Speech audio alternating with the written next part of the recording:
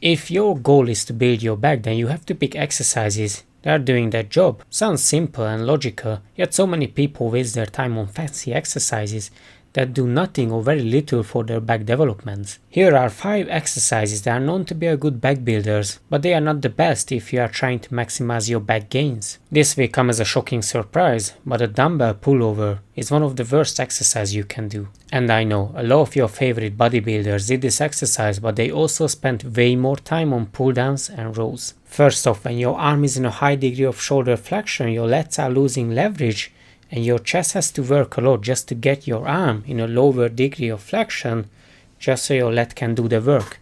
No, it doesn't mean that this is a good chest exercise, it just means that it has to work a bit just to get in that degree. And second, when you get to that point where your lats are working, there is not much tension on them. You are almost parallel to gravity, as in there is no resistance on your lats. Not to mention the load what you can use here is quite limited. I don't think that this exercise is useless, but if you truly want to maximize your lat growth, then this is not something you should use your time and energy on. And the second one is deadlift. Pick any deadlift and it's not going to be a good back builder. Yes, in most cases you have your lats, spine erectors and lower back muscles engaged, but they are just isometrically contracted. Yes, that builds muscle for sure, but it's not as effective as if you were to do specific exercises to target those muscles and take them through their own range of motion and progressively overload them. Not to mention, those muscles are just stabilizers in the deadlift, and the main movers are going to be your legs. So this is still going to be more of a leg exercise rather than a back exercise.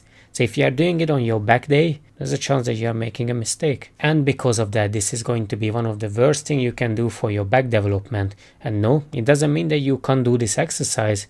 It just means that if your goal is to hit your back, this is probably not the best choice. And the third one is the renegade row. It looks fancy, but your main goal is to do a row, and you can't really do that if you are unstable. Your core will limit the amount of weight what you can lift. If you were to do a simple single arm rowing, then your main focus would be only to maintain a good form so you can hit the specific muscle what you are trying to hit.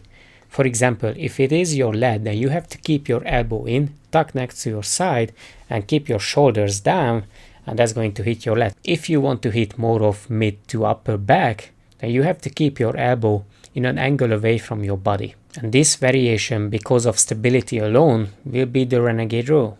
And you can progress the renegade row, but it will still belong to the worst category when you are trying to hit your back. Any standing rows. This is self-explanatory. What is the weight what you can row while you are standing? Maybe as a super beginner, you can get away with doing this exercise, but as an intermediate lifter, you will lift far heavier weight what you can hold with your feet. Get yourself anchored.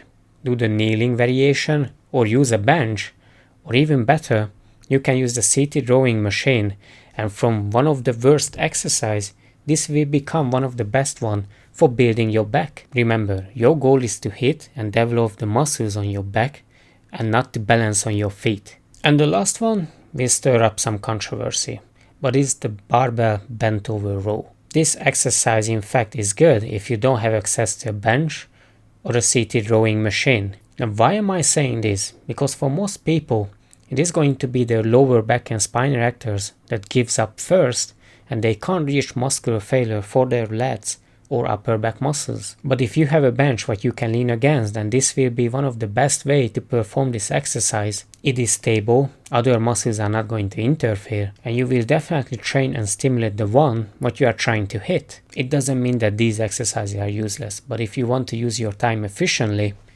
then it is probably better if you use exercises what hits the targeted muscle well, stable, and you can progressively overload it. So if you learned something, make sure to give it a like, comment, share, so it can spread to more people. If you are curious about why the waiter curl is one of the worst exercises you can do for your biceps, then watch this video next and subscribe to the channel. For coaching, hit the link in the description.